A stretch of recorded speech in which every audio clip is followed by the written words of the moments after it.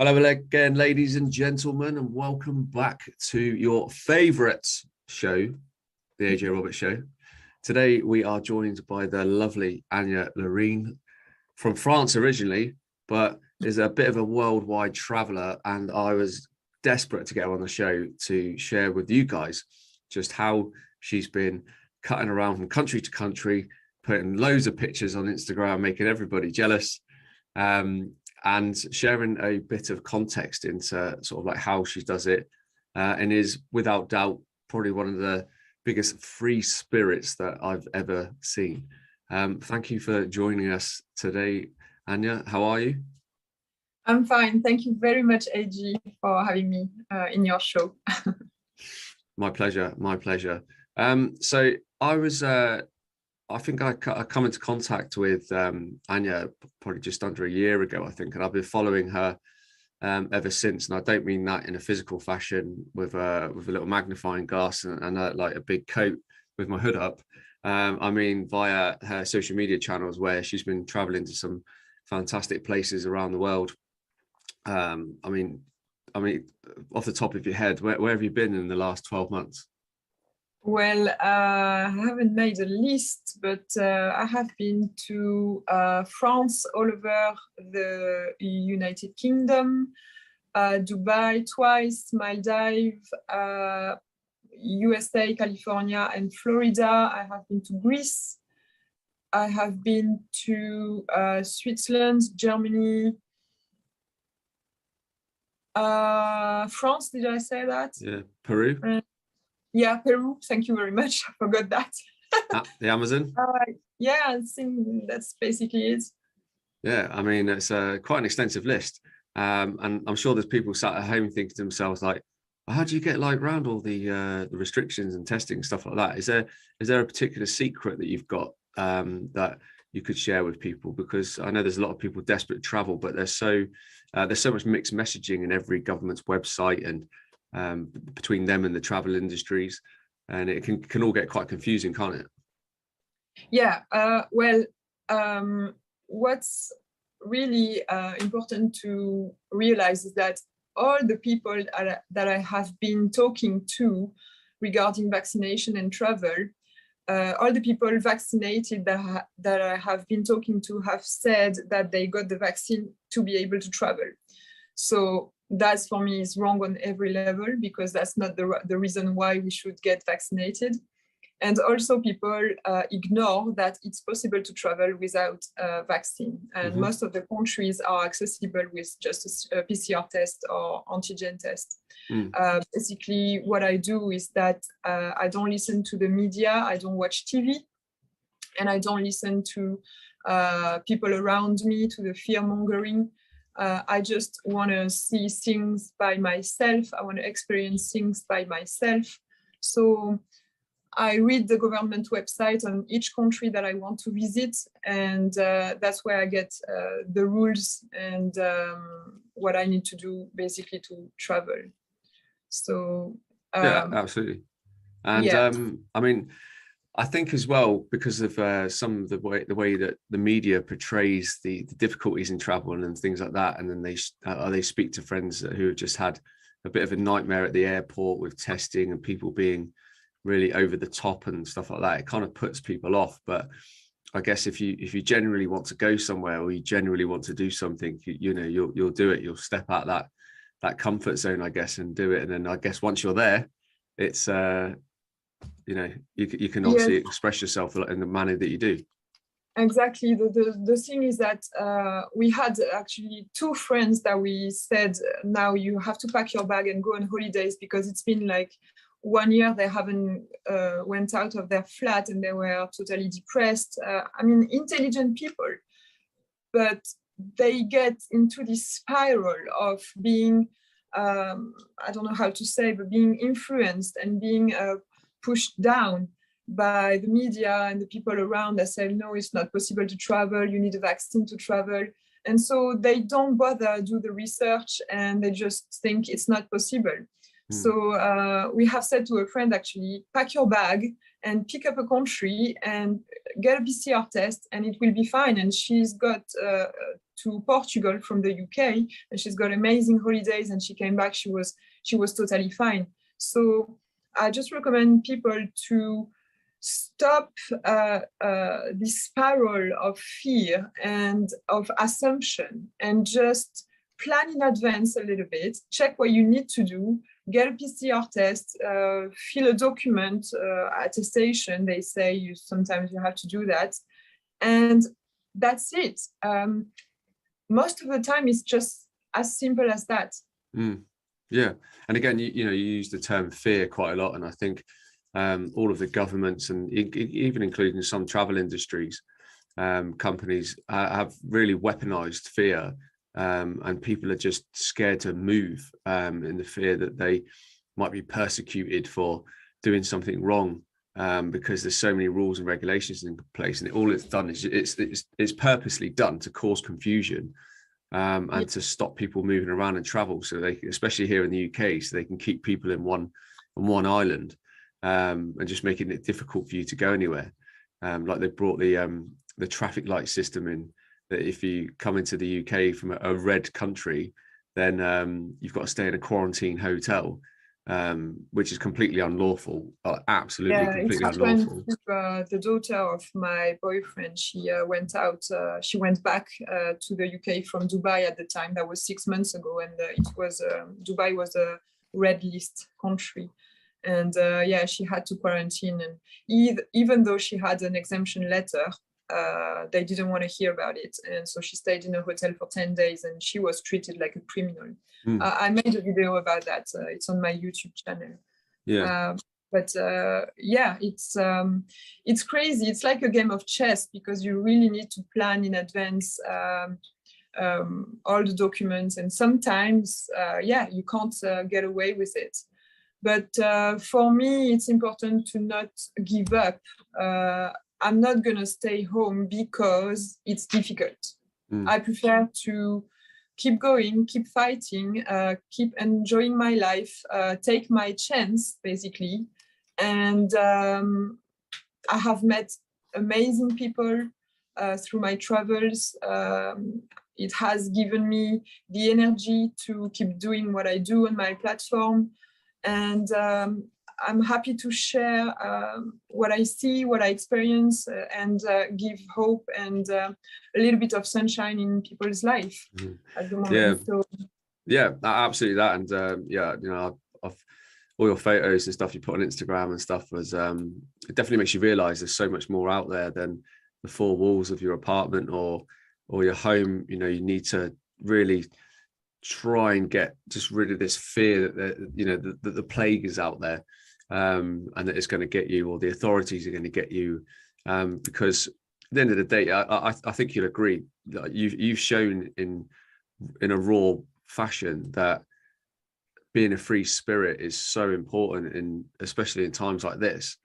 But if people live in a sort of curl up into a little ball and live in fear, you stop living. Like the people, and that's what I've seen on so many occasions. I see it every day. Like people have forgotten how to live. Yes, that's why I developed this hashtag Act Free, because a lot of people are talking about freedom, but they don't actually act in a daily basis as free spirits. And I think it's important to action things because there is nothing better than an experience. Getting information in your brain is one thing, but experiencing on the field what is actually going on and seeing how everybody is dealing differently with the pandemic, it's very important, because you realize that it's down to each individual's decision. I was saying the other day, we have traveled, maybe we have taken the plane maybe 20 times in total. I haven't counted, but every time was a different atmosphere, because the staff was dealing differently with the mask wearing, for example.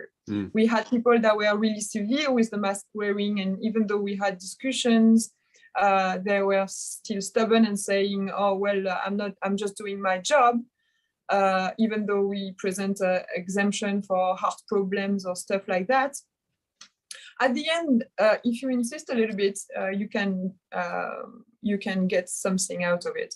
But there is other people that just don't care, and they leave you alone, and they don't ask you, and they are relaxed. And other people that agree. And if you start chatting and saying, for example, when I have stewards or personal in the employees in the plane that are really relaxed and kind, I always say it. I go to them and I say, thank you very much, because you have made my flight unique and exceptional, and thanks to you, I'm in a good mood to enter in the country.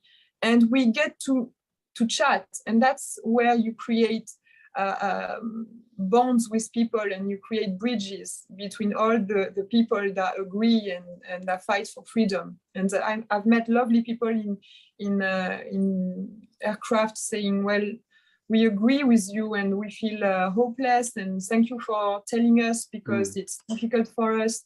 So I encourage people to get out and confrontate people kindly, but always discuss and try to understand how people deal with this. If it's fear or if it's something else, it's always important to basically experience things. Yeah, exactly that. And I think, you know, in England, especially, we're one of the worst countries for it, where you've apparently won at life when you get to 55 and you've paid off your mortgage, and you've got some extra pennies in the bank, and then you suddenly go to your wife or your partner. You're like, oh, should we go and climb a mountain? We've been wanting to do that for years. And then you suddenly look at your body and you're like, oh, yeah, it's not working as good as it should be. So people like think they need to get to that age before they actually go and do things, you know, because it's all about getting up in the morning, going to work 9 times out of 10 to a job you don't like, to work for somebody else, to come home and complain about how much you hate work. You know, you don't really do much with the kids and stuff like that. And then you pay your mortgage off at 55. You're in semi-retirement, but like your body isn't in any shape to experience the things you wanted to experience, because you've allowed everything else in your life to pull demands on you. And exactly, I find that's what's been one of the worst kind of ways in which the British culture live and have done for many, many generations. I mean, I hope it does change, but again, it just shows you how much some people they live to work, whereas people don't work to live. And when I lived in Australia, Australian friends of mine often compared Australians to British people in that fashion. They said that, you know, Aussies, they work to live, and everyone was out on their boats at 6 o'clock in the morning on a weekend, whereas in England, most people are fast asleep because they've just got in from the pub. It's you know, it's totally different cultures, and again, it's all about like finding what your interests are and expressing that in as much of a free spirit as you can, which, you know, you guys totally epitomize. It's absolutely fantastic. For somebody in the UK, what would you in the winter time? Do you have any like sort of like recommendations for places for people to go to maybe get away from the things that are going on at the moment? In the UK? Yeah, so, well, not actually in the UK. So for people in the UK, if they wanted to get away somewhere at this time of year, is there any recommendations that you may have? Well, obviously, you're in Dubai at the moment. I haven't checked what are the green list countries in the UK, but you can certainly check on the government website and you will see what are the green list countries, and then just pack your bag and go. I think you can go to Spain or Portugal or Greece. I think Dubai is also okay. I mean, Dubai is okay from France, but I don't know if it's okay from the UK. Basically, it's really simple. Just go on the government website and type green list country to travel to from the UK, and you will have the list. And that's it. Even amber list is quite easy. You quarantine, but you know, quarantine, you can go to a beautiful 5-star hotel and you quarantine there. I mean, you prefer to quarantine in your home under the rain or in the sun with a pina colada in a hotel? Yeah. So it's about seeing things from a different perspective, and try to find solutions rather than focus on the problem. Trying to find, what can I do to avoid this?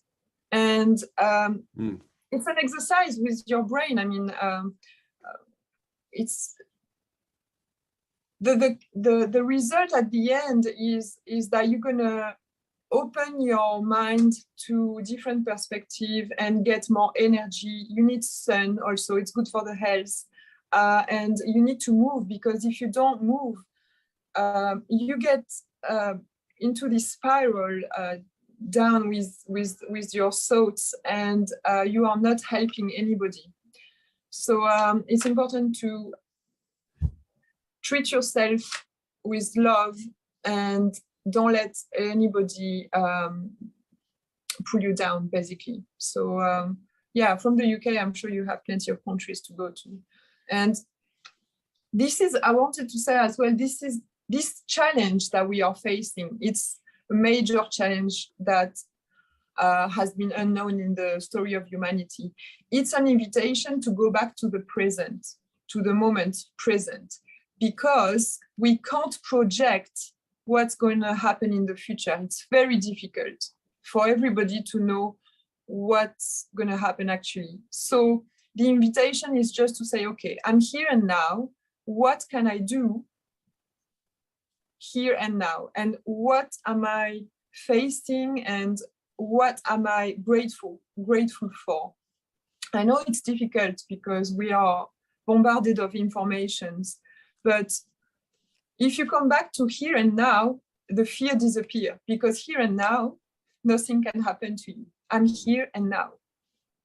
The fear is only when you project things. Oh, I'm going to lose my home, or I'm going to lose my job, or I'm going to be sick, or I'm going to die, or my partner is going to die, whatever. It's always projection in the future. But if you are here and now, then there is nothing that can happen to you. So I want to invite people to really come back here and now, and instead of projecting fears, try to project, okay, I'm going to find a solution for this and this and this. Absolutely. Yeah. And again, I think it's another kind of poor characteristic that people have ended up with over the last 18 months because of the fear that's been projected on them, and how it's been weaponized. People do exactly that. They often seek out problems rather than solutions, or again, just consistently look at the problems and not the solutions. And as soon as you create a solution-based atmosphere and environment around yourself, you can improve the quality of your life and do exactly the things that you're doing yourself. I mean, even if you have kids, I think if by cutting out the problems in your life, you make your family household just so much more of a positive environment as well. And again, so many people forget that, and they're very quick to go down the problematic, holes that people keep digging for themselves. But in regards to obviously yourself, and I mean your background obviously was modeling. Is that something that you're actively doing at the moment, or is it if you kind of like put that to one side? Like what are you doing with yourself from a business perspective? Well, regarding modeling, I'm not inquiring anything. I let people coming to me. Basically, what I do is collaborations most of the time with either airlines or hotels, because that's what I do most, traveling. There is a few brands that I'm working with still, but there are brands that would be clients anyway. I am clients since a long time, and I just like helping them. But it's not really my priority anymore. I mean, it's not about taking pictures of me just as a model. It's not how can I say that? My priorities now are what I do with the fight for freedom and the guidance that I give to people to help them dealing with their emotional issues. Yeah. So that's really a priority, because when I see what's going on around the world, I can't just stay in the superficial side of things, and I need to go further than that. So I do modeling just to support businesses and keep going my travel life. But no, it's not really a priority anymore. I'm slowly going towards the interviews, the counseling sessions, and things like that. Yeah, so absolutely. And kind of also I'm 35, so yeah, but I mean, it's a similar kind of situation for myself. You know, I've kind of stepped back from the coaching side of stuff. I'm doing obviously some group coaching and stuff like that, but I'm kind of stepping back from the one-to-one coaching because obviously with the platform that I have, which is growing at a really fast rate, and obviously all the collaborations and the team that I've got and around me now and stuff like that, it's I think me sitting on like one-to-one Zoom calls is literally taking me out of the picture. As much as I love helping people, you know, but I need to be helping one to many. So because many have the same issues, the same problems, the same battles. And that's why I set up my forum on my website. So if anybody hasn't checked it out yet, it's mrajroberts.com/community. I've got lots of legal documentation on there, which can help you with serving schools and workplaces, you know, things like mask exemptions and all that kind of stuff as well. That's all on there. And yeah, I'm exactly the same position as yourself. I can't just, and I never have been able to. I think perhaps because I've seen evil in different places around the world from being in the military. I've seen psychological warfare. I've seen spiritual warfare with my own eyes. I've seen the fallout of genocide. And it's a horrendous thing. And what people don't realize is when they're sat at work or the shops are open, the bars are open, the cafes are open, evil is slowly chipping away in the background, and people just haven't grasped that yet. So that's totally right. But I think we have to do it in a smart way, because there is obviously a tremendous censorship, and you with your account, you have to be careful. That's why I notice when I am very much shadow banned, I go back to the old the old kind of post where I just show myself in holidays and blah blah blah, because when I accumulate the interviews or the stories about what's going on and I denounce things and stuff, I'm becoming shadow banned and I get threat of losing my account. So I have to really keep a balance, and it's very difficult. That's why I'm posting more on Telegram, and I have this now channel on BTube to post the interviews, because even on YouTube I can't post anything. It's really complicated. Yeah, I know, and it's a bit of a minefield, really. I don't think there's like any particular word that you can say more or less of, because I've got interviews with Dr. Peter McCulloch, Dr. Brian Ardis, and all these people on my YouTube channel. But then I had Nick Hudson from Panda on my show, and he actually said to me before the show, he's like, "I'm going to get you banned off Facebook and YouTube." And our YouTube, it's like a that's 4 hours. Now. Yeah, it is. And our YouTube interview, like it was up for 4 hours before I got taken down. Yeah. So it's a bit of a lottery, really. As well, and it was being taken down in 24 hours, I think. Really? So obviously, if you're quite active on all these other channels, it's not something I've actually really covered that much with people before. But for somebody who's got a lot of information or wants to learn a bit more information about what's going on, that obviously YouTube, Facebook, and Google's and that are censoring. Where do you recommend for somebody to go and visit, to go and find out some sort of more credible information? My manager told me about this platform called BTube. It's a blockchain platform, and it's a good one apparently, because if you go on BitChute, for example, you have all kind of people, including extremists, And it's not always good to be associated with them if you want to get recognition by Google or things like that, because they are censoring. So BTube is a safe one to be on, apparently. Okay. And how do you spell that? BITTUBE. Cool. Interesting. Yeah. I'll put that in the show notes, guys, and I'll put it in my Telegram group as well. So obviously you're in Dubai at the minute. Have you got any plans to jet off anywhere nice in the near future, or are you staying there for a little while? Yeah, so Dubai, I'm there until the 13th of December. Then I go back to France for 1 week. I have a few meetings there with Maria Zak from Nations in Action. I'm going to meet probably her and study a lot about all the data that she has.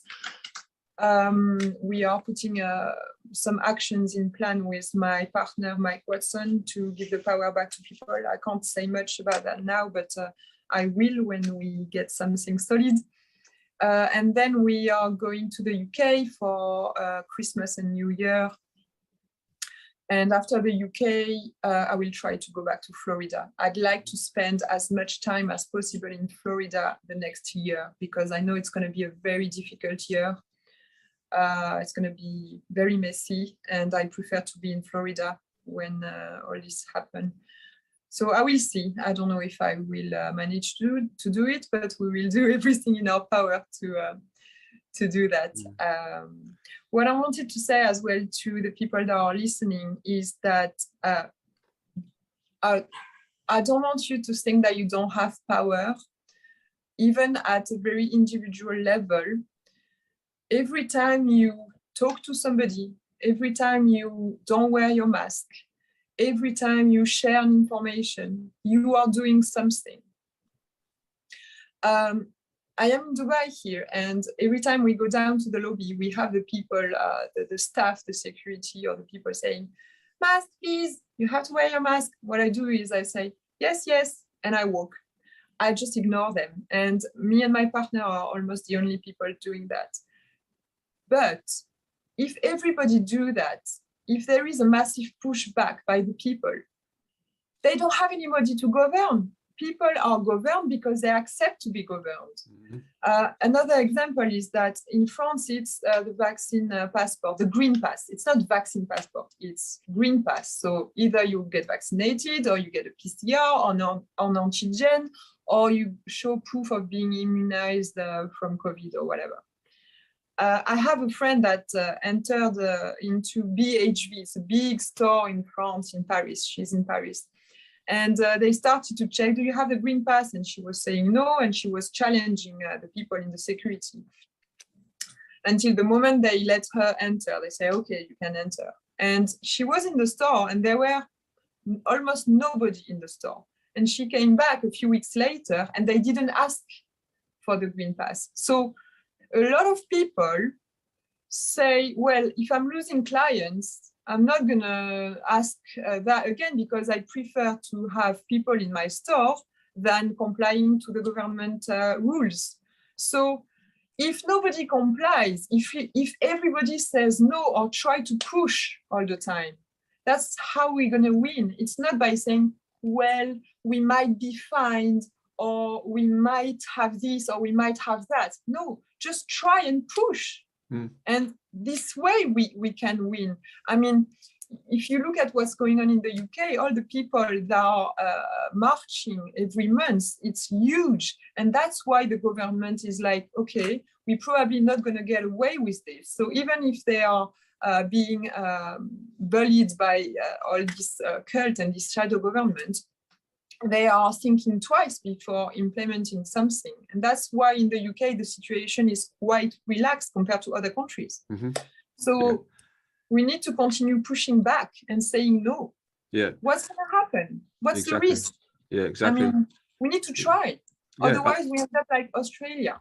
Yeah, 100%. And I've been saying this for quite some time here in the UK. I think we're quite fortunate that we've got a large population on quite a small island, because there's a lot of people, and obviously UK has a lot of history as well. So, you know, you've got that kind of like British spirit in people, you know, from like world wars and our forefathers, whereas you have countries like Canada and Australia, very new countries, and you just we're clearly not seeing that level of patriotism to stand up to people, because I find it really bizarre how myself here in the UK can see what's going on in Australia to the level it was going on, but yet people in Australia aren't seeing it for what it is. It blows my mind. And the fact that we've just recently saw that Indigenous people, the Aboriginals up in the Northern Territory, are actually being removed from their homes. People are being forcibly injected. It's absolutely disgusting. And I've recently seen this morning that I believe it's in Austria. People are looking at €1,000 fines if they don't get vaccinated. Like, so what, you're just going to pay fines every week and not feed your family? Exactly. Again, and they you don't pay them. Just take the fine. Don't pay it. It's totally unlawful. None of these fines in any of these countries stand up in court. None of them. And a bill has been written in France. So it has been written. It hasn't been passed yet, but a bill has been written in France to do the same, to force into people's home, fining people, remove people from their home, taking away people's home, and things like that. So we are going toward a totalitarian government and total control over every human being if we don't push back. Yeah, that's why it's very important to be aware of what's going on, not fall into fear, not panic, but we need to do something. Yeah, 100%, absolutely. And again, it's not just you know, they're trying to take everything away from people to normalize it. So you mentioned you're coming over to UK for Christmas, New Year, but like already Sadiq Khan, the mayor of London, has already cancelled the New Year's Eve fireworks, which is quite a prominent fixture in the calendar for London. It's always one of the best fireworks displays in the world, and it's always been renowned for it. You know, people have come from all over the world to stand on the River Thames and watch the fireworks, but yeah, they've already cancelled it way before it's even got anywhere near there. So that tells you something, ladies and gents. Exactly. And when you look at the history of humankind, every big dramatic period, such as dictatorial enslavement of people, how do you call crime against humanity, all these big things are being have been done because of obedience, not because of disobedience. So we need to realize that and start to disobey, because if we continue just saying yes to the government, we are going toward what's going on in China and Australia. Facial recognition in every store, and social credit, and no freedom at all, nothing anymore. Yeah, absolutely. And I interviewed a lovely lady yesterday who's a teacher in the state of Victoria, and she said her husband's a business owner, and he has to keep his back door open, so if in case these authorities come, he can like pop out the back to say he's not there, because as an unvaccinated business owner, he'll get fined $109,000 for not having an experimental jab in a hot country for something that is like been totally degraded to the same level as influenza and was done before lockdowns were implemented last year. That in states where there's like literally hardly any deaths at all, and the ones that are labeled as deaths, as they have been in every other country, the person's had lots of comorbidities, something underlying health conditions, or was just put down as a COVID death because. And that's what's been happening all the way along. You know, I thought if they were going to do something like they've done there, they would have done it in a country where there's been supposed lots of COVID deaths, but in Australia they haven't had many at all, and it's completely backwards. But they've gone full Nazi on the whole country. I just can't believe what I'm seeing there. And any decent human would be extremely alarmed to see what is going on there and start questioning their own inner beliefs about what's going on. Exactly. If you still think it's about health, you will never realize. So I mean, for yourself, you're getting around, you're adding so much value to people, you're helping people online, you're really inspiring people like all around the world. Where can people go to find you on social media and websites and other platforms? Well, I'm extremely accessible. People always say that to me. Thank you for responding. I'm doing my best to answer to everybody. So people can message me, obviously follow me, share my content. I would appreciate people sharing my interviews and my advices. They can reach me via email as well. Everything is on my bio. I have a link tree, so they can reach me easily via email if they need a counseling sessions or something else. Everything is explained on my Instagram, on YouTube as well. I have a channel, and on BTube, like I said, I have also a Telegram channel. Everything is on my link tree. Brilliant. So don't hesitate to contact me. I'm happy to help and be here for everybody. Fantastic. And the link tree, that's on your Instagram page? Yes. Yeah. On my bio. Superb. Andja, it's been absolutely wonderful to have you on the show. Second time around. We did it fully this time. I'm so sorry for the IG live. It was they were watching us. They were watching us. They was like, yeah, we'll just pull this plug. Now that is again, it's fantastic of you to take the time out to share with us today, like what you've been up to and all the traveling you're doing and how much of a free spirit you are, and also how important it is to not let fear overtake your life and go and live. That is the key message, I think, and it's how you live your life. You can clearly see that. It's a beautiful thing to see, and even I take a lot of inspiration from seeing your photos, and it pushes me to want to go and do things more and just experience more things whilst we're surrounded by this chaos. Thank you. Yes, I want to say to people, we have one life, and this is our life, and don't let anybody taking it away from you. It's your life. So don't live in fear. Don't stop living because you are scared of dying. Absolutely. It's very important. It's your life. Absolutely. I totally agree, Andja. Thank you very much.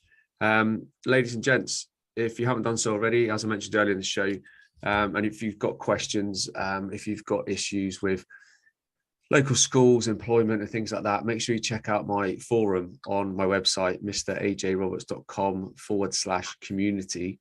That's also for the people in Australia and New Zealand, because the legal documents there can be used in your countries because you still come under the same Crown laws and common laws. So please, make sure you check those out and actually use them to your benefit, and encourage others and empower others to do so, because this is where the magic will happen, when we're empowering more and more people to stand toe to toe with the tyranny that is being faced by so many people in their own countries. And just as we've talked about on this episode, if you stand up and stare it straight in the face, you will win every single time. And the more people that do that, the more this goes away, and the quicker this goes away.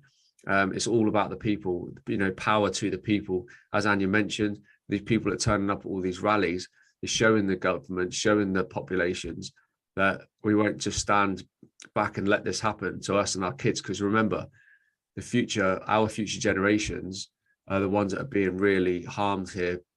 We've got to protect them at all costs. They're going all out in all these countries to force, to inject these children against all advices from scientific groups to do so. So why is that? Why are bureaucrats and people who aren't qualified overriding governments and going all out to inject children? Like, ask yourself that question. Okay, there's a big reason for it, and we'll cover that more over the next few episodes. But on a bright note, as Andja says, please take as much as you can from this episode. Go and live your life. Go and book somewhere now. Pack your bag. Pack your bag. Go and book somewhere. If you want to come around mine for Christmas dinner, feel free to cook me a nice roast. That is absolutely fine. We know how to find me, guys. But please go and do something, and go and do it now. Okay, go and live your life, and stop worrying about dying and start worrying about living. Okay. For me and Anja, we'll see you next time. Take care of yourself, and I will see you again. My pleasure. I'll see you again, guys, very shortly.